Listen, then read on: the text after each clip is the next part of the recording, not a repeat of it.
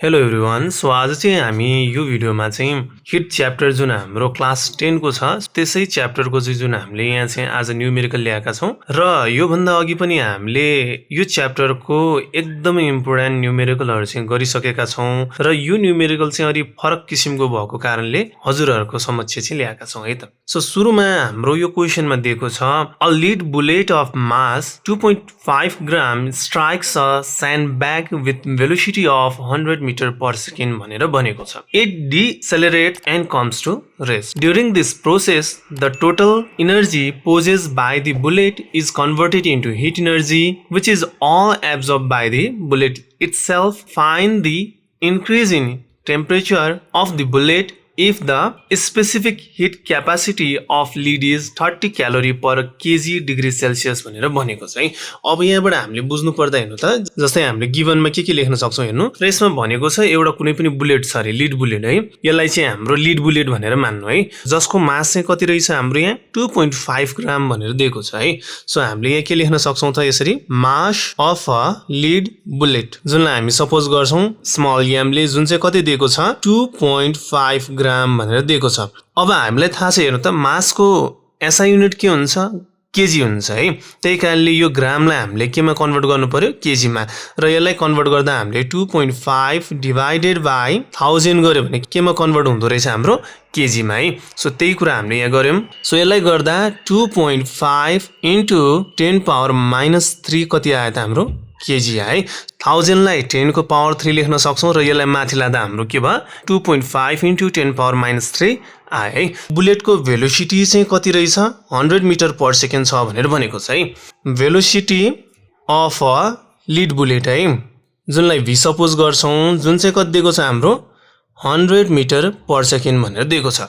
अब यसमा के भनेको छ हेर्नु सो यो बुलेटलाई चाहिँ केमा स्ट्राइक गर्यो जस्तै यो मेरो हात चाहिँ हाम्रो स्यान्डब्याग भनेर मान्नु यो बुलेटलाई चाहिँ यो स्यान्डब्यागमा चाहिँ यसरी स्ट्राइक गरियो। यो स्यान्डब्यागमा चाहिँ यो बुलेटले हानिसकेपछि अब यो बुलेटको भेलोसिटी घट्दै गयो र यो बुलेट चाहिँ केमा आयो रे रेस्टमा आयो भनेर भनेको छ है। सो यहाँसम्म हाम्रो त्यो कुरा गरेको छ।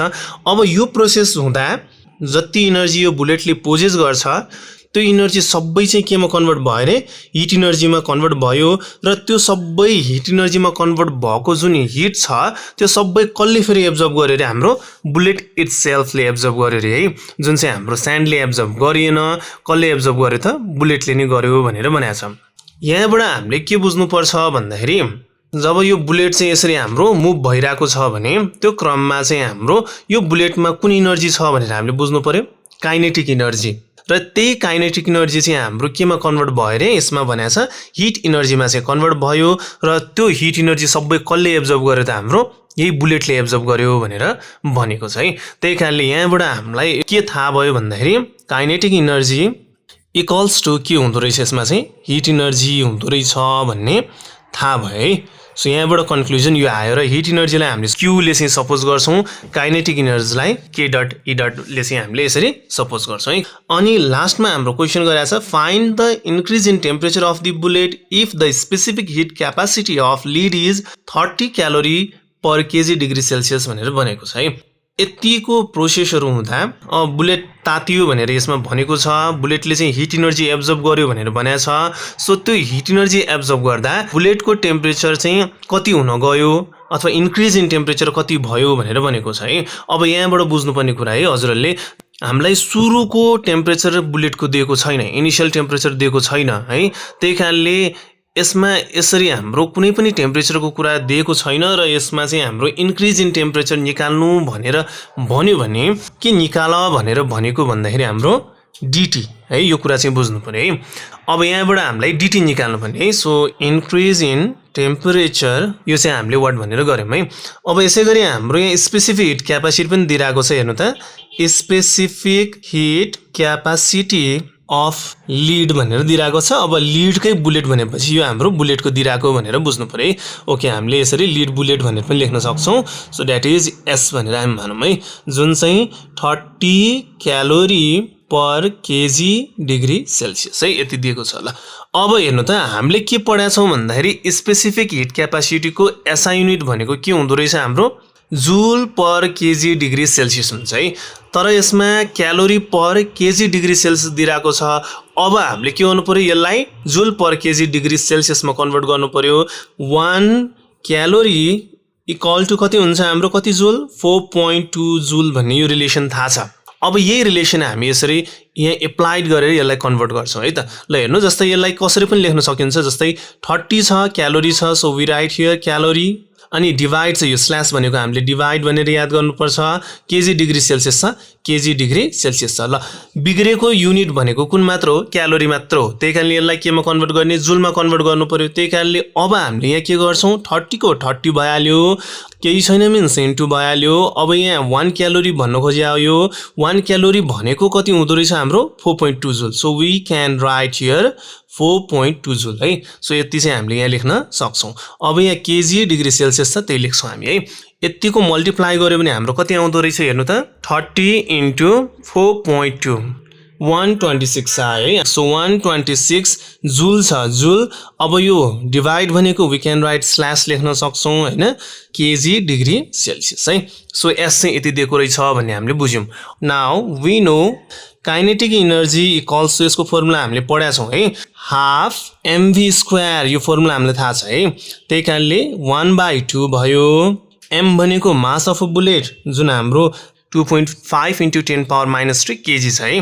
2.5 into 10 power minus 3 v square छ।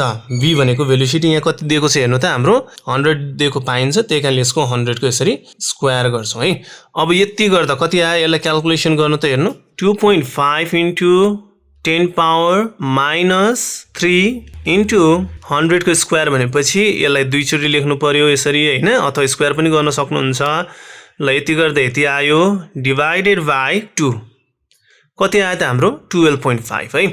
सो काइनेटिक इनर्जी कति आयो हाम्रो, 12.5। अब काइनेटिक इनर्जी भनेपछि हाम्रो के भयो, जुल भयो है। काइनेटिक इनर्जी भनेकै केसँग इक्वल हुँदो रहेछ, हिट इनर्जी भनेर भनेको छ है। त्यही कारणले डाइरेक्टली हामीले के गर्न सक्छौँ, देयरफोर हिट इनर्जी कति आएको भनेर लेख्न सक्छौँ त, Q इक्वल्स टु कति आएको, यो 12.5 जुल भनेर हामी यसरी लेख्न सक्छौँ है। अब यति भइसकेपछि हामीलाई थाहा छ हेर्नु त, जस्तै from heat equation Q equals to msdt हुन्छ भन्ने यो रिलेसन थाहा छ हो।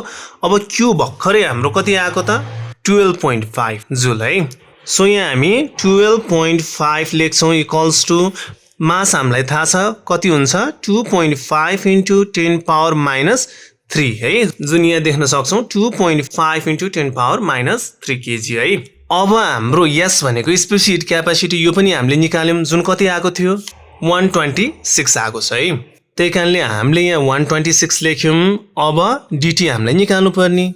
अब 12.5 इक्वल टु यो हाम्रो मल्टिप्लाई गर्नु है, 2.5 इन्टु 10 पावर माइनस 3 इन्टु 126 छ, यति मल्टिप्लाई गर्दा कति आयो हेर्नु, 0.315 dt छ। सो dt हामीले यसरी लेख्यौँ। अब 12.5 डिभाइडेड बाई 0.315 गर्नु पर्यो है। सो यति गर्दा हाम्रो dt चाहिँ कति आयो हेर्नु त, 39.68 है, यो 39.68। यति चाहिँ हाम्रो अब के भयो, डिफरेन्स इन टेम्परेचर भनेपछि हाम्रो dt भनेपछि हामीले केमा लेख्नु पर्यो होला, डिग्री सेल्सियस है। अन्तिममा हामीले यसरी कन्क्लुजन पनि दिन्छौँ, therefore the increase in temperature of the bullet is कति रहेछ त हाम्रो, 39.68 डिग्री सेल्सियस है। सो यसरी चाहिँ हामी यो क्वेसन चाहिँ सल्भ गर्ने गर्छौँ है त। अगाडि गरेको भन्दा पनि यो अलिक फरक किसिमको भएको कारणले यो क्वेसन पनि हामीले ल्याएका छौँ है। अब यो क्वेसनमा के भनेको छ हेर्नु त, जस्तै एउटा बल रहेछ जुन चाहिँ कपरले बनेको रहेछ, जस्तै यो कपर बल भनेर मानौँ, जुनको वेट चाहिँ हाम्रो 400 ग्राम दिइरहेको छ र यसको स्पेसिफिक हिट क्यापासिटी कति दिइरहेको रहेछ हाम्रो, 400 जुल पर केजी डिग्री सेल्सियस चाहिँ दिइरहेको रहेछ है। यसलाई चाहिँ हाम्रो वाटर कन्टेनिङ भेसलमा चाहिँ यसलाई राखियो जबकि यो वाटरको मास 1 केजी रहेछ र अहिलेको यसको टेम्परेचर कति रहेछ 20 डिग्री सेल्सियस रहेछ भनेर भनेको छ। अब यहाँबाट हामीले थोरै कुरा बुझ्नुपर्ने हुन्छ, कुन चाहिँ हट बडी कुन चाहिँ कोल्ड बडी है। सो प्राय जसो पहिलाको हामीले सल्भ गर्दा चाहिँ कस्तो थियो भन्दाखेरि जुन हाम्रो यो आइरन बलको पनि सुरुको टेम्परेचर दिइरहेको हुन्थ्यो, वाटरको पनि दिइरहेको हुन्थ्यो है। अनि जसको सुरुको टेम्परेचर बढी छ त्यसलाई हामीले हट बडी भनेर मान्थ्यौँ हैन। त्यो टाइममा चाहिँ हाम्रो आइरन बलको टेम्परेचर धेरै हुन्थ्यो अनि वाटरको कम हुन्थ्यो सुरुको टेम्परेचर, त्यही कारणले आइरन बललाई चाहिँ हामीले हट बडी भनेर मान्थ्यौँ। अब यसमा हेर्नु अलि बुझ्न गाह्रो छ है, त्यही कारणले अब यसमा कसरी चाहिँ हामीले बुझ्छौँ भन्दाखेरि अब यसमा भनेको छ अहिलेको वाटरको टेम्परेचर 20 डिग्री सेल्सियस छ रहेछ, अब यसको टेम्परेचर चाहिँ बढ्यो भनेर भनेको छ। हेर्नु है, आइरन बललाई यसमा हाल्न बित्तिकै यो हाम्रो वाटरको टेम्परेचर के भयो रे बढ्यो भनेर भनेको छ। टेम्परेचर बढ्नु भनेकै कसको बढ्छ हामीलाई थाहा छ, कोल्ड बडीले के गर्छ हिट एब्जर्भ गर्छ हो, त्यही कारणले कोल्ड बडी को भनेर मान्नु पर्यो यसमा हामीले वाटर है। सो यस्तो सानो सानो कुराहरु पनि हामीले बुझ्नुपर्ने हुन्छ। यसमा कोल्ड बडी चाहिँ वाटर रहेछ, हट बडी चाहिँ कुन रहेछ हाम्रो यो आइरन बल है।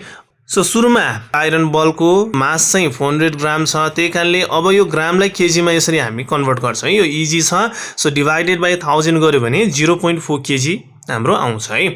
अनि यसको स्पेसिफिक क्यापासिटी पनि दिइरहेको छ है, जुनलाई S1 सपोज गर्छौं, जुन हाम्रो 400 joule per KG degree Celsius दिइरहेको छ। अब हामीलाई क्वेशनमा के सोधिएको छ, यो बलको सुरुको टेम्परेचर कति हुन्छ, दैट इज इनिशियल टेम्परेचर कति हुन्छ भनेर भनेको छ है। जुन चाहिँ T1 कति हुन्छ भनेर हामी सपोज गर्छौं, त्यो चाहिँ हामीलाई निकाल्नु छ है। यो पनि एउटा फाइनल टेम्परेचरमा पुग्छ यसले हिट लुज गरेर, अनि वाटरले पनि हिट गेन गरेर फाइनल टेम्परेचर पुग्छ, त्यही कारणले फाइनल टेम्परेचर चाहिँ एउटै हुन्छ है। त्यो कुरा चाहिँ बुझ्नुपर्छ, यसको फाइनल टेम्परेचर र हाम्रो यो वाटरको फाइनल टेम्परेचर एउटै हुन्छ है। त्यो कुरा चाहिँ बुझ्नुपर्छ हामीले। जस्तै हाम्रो यहाँ कोल्ड बडी वाटर भनेर मान्छौं हामी यसमा, र mass of water M2 1 KG दिएको छ क्वेशनबाट हामीलाई थाहा छ है। र अहिलेको टेम्परेचर कति छ 20 है, त्यही कारणले इनिशियल टेम्परेचर अफ वाटर यसलाई T2 सपोज गर्छौं, जुन हाम्रो 20 डिग्री सेल्सियस छ। त्यसैगरी फाइनल टेम्परेचर अफ वाटर जब हाम्रो हट बललाई चाहिँ हाम्रो यो वाटरमा यसरी राख्दा चाहिँ के भयो, वाटरको फाइनल टेम्परेचर 20 बाट बढेर कति पुग्यो भनेको छ 50 है। अनि यसको पनि सर्टेन टेम्परेचर होला सुरुको टेम्परेचर, सो त्यो घटेर चाहिँ यसको चाहिँ 50 पुगेको है, यसको पनि फाइनल 50 हुन्छ है। त्यो कुरा बुझ्नुपर्छ हामीले। अब यसैगरी स्पेसिफिक क्यापासिटी अफ वाटर जुनलाई S2 सपोज गर्छौं, जुन हाम्रो कति छ 4200 joule per KG degree Celsius है।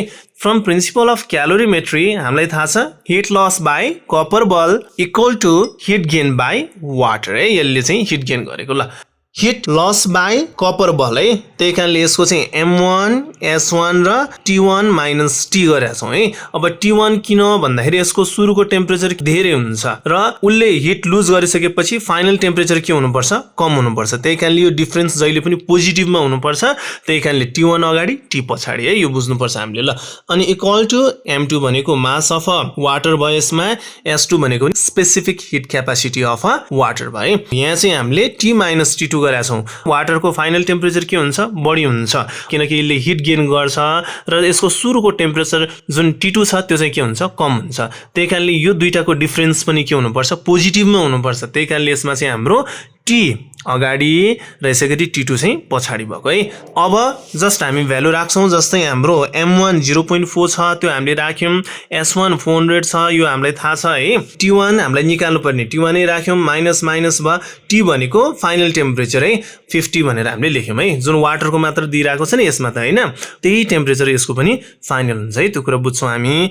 अब इक्वल टु छ मास वाटर 1 नै छ इन्टु भइहाल्यो स्पेसिफिक क्यापासिटी जुन हाम्रो वाटरको 4200 भयो, T भनेको फाइनल टेम्परेचर अफ वाटर 50 भयो, माइनस माइनस अनि इनिशियल टेम्परेचर अफ वाटर कति थियो 20 है। सो यसरी हामीले गर्छौं, यसलाई मल्टिप्लाई गर्यो 160 अनि ब्र्याकेटको T1 माइनस 50 यसरी हामीले ब्र्याकेट क्लोज गर्छौं, इक्वल टु भइहाल्यो। यति मल्टिप्लाई गर्दा यो आयो र यसैगरी यो दुईटा हाम्रो सबट्र्याक्ट गर्दा 30 आयो है। अब हामी के गर्छौं हेर्नु त 160 यो मल्टिप्लाईको टर्ममा छ, यसलाई चाहिँ यता डिभाइड गर्छौं हैन। T1 - 50 बाँकी भयो इक्वल टु, अब यसलाई हामीले सल्भ गर्दा यो दुईटा मल्टिप्लाई गर्ने डिभाइडेड बाइ 160 गर्दा यति आउँछ है। यो इजिली हामी गर्न सक्छौं है। T1 भयो, यो -50 लाई यता लग्यो भने के हुन्छ हाम्रो +50 हुन्छ हैन। त्यही कारणले 787.5 + 50 गर्दा हाम्रो आन्सर कति आउँछ 837.5 डिग्री सेल्सियस आउँछ है। सो लास्टमा हामीले यसरी कन्क्लुजन पनि लेख्छौं, therefore the initial temperature of the ball T1 equal to 837.5 degree Celsius है। सो यसरी चाहिँ हामीले यो क्वेशन चाहिँ यसरी सल्भ गर्ने गर्छौं।